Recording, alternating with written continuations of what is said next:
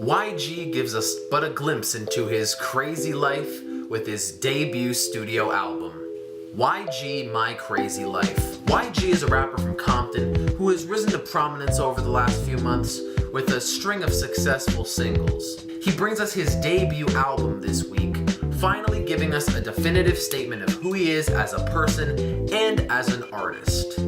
Now, what can you expect to find with this offering? You can find YG talking about his lifestyle in Compton over a bunch of DJ Mustard beats, several high-profile guest stars thrown in, the likes of Drake, Kendrick Lamar, Jeezy, Rich Homie Quan, Schoolboy Q, Ty Dolla $ign, and more. But of course the guests are what's important here. It's the main MC himself.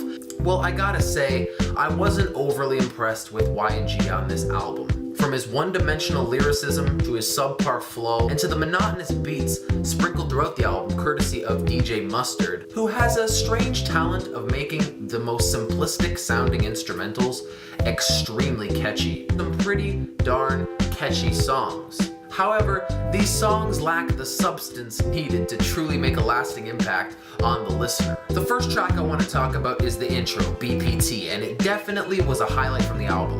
It set the tone, it really gave you that sense of what this album was going to offer for you. Other notable tracks: Meet the Flockers, YG and frequent collaborator TC go through the steps on how to rob a house. An interesting concept for a song. And as far as tracks that stand out because of the features, I Just Wanna Party comes to mind, featuring TDE signees J-Rock and Schoolboy Q. J-Rock goes absolutely bananas, like one of the best verses on the album. And Who Do You Love, featuring the most popular rapper in the world, Drake. Now, it's clear from listening to this album that YG is trying to emulate a sort of concept album similar to fellow Compton native Kendrick Lamar on his 2012 LP, Good Kid, Mad City. YG sprinkles skits throughout the album.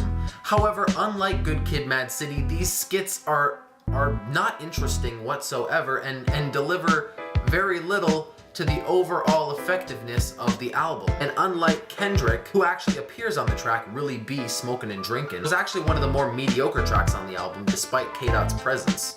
I don't think My Crazy Life contains enough substance or insight to deliver a truly authentic Compton experience. YG talks about his lifestyle. He basically skims over it without going into any distinct details.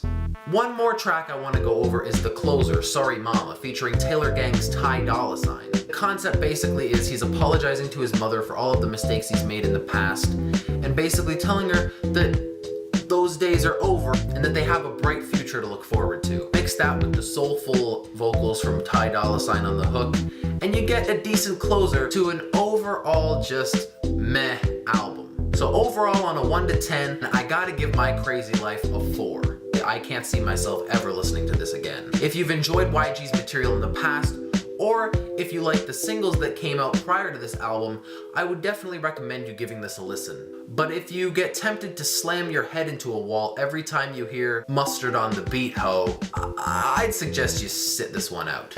That is my review of My Crazy Life.